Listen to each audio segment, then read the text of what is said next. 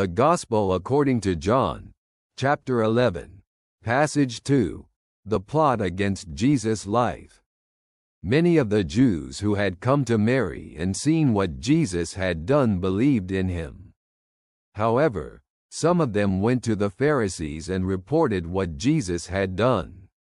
Therefore, the chief priests and the Pharisees convened the Sanhedrin and said, "What are we doing, seeing that this man performs many signs?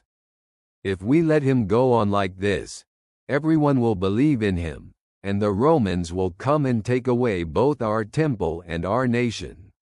Then one of them, Caiaphas, who was the high priest that year, said to them, "You understand nothing at all, nor do you take into account that it is better for you that one man should die for the people, rather than the whole nation perish." He did not say this on his own, but being the high priest that year, he prophesied that Jesus would die for the nation, and not for the nation only, but also to gather into one the scattered children of God. From that day on, they plotted to kill him. Consequently, Jesus no longer walked openly among the Jews but went from there to a region near the wilderness, to a town called Ephraim, and there he stayed with his disciples. Now the Jewish Passover was near, and many went up from the country to Jerusalem to purify themselves before the Passover. They were looking for Jesus, and as they stood in the temple, they were saying to one another, "What do you think? That he will not come to the feast at all?"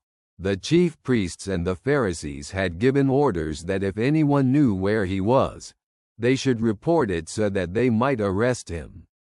Let's pause for a moment over these words.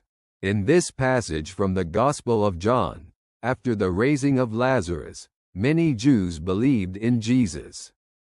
However, some reported this event to the Pharisees.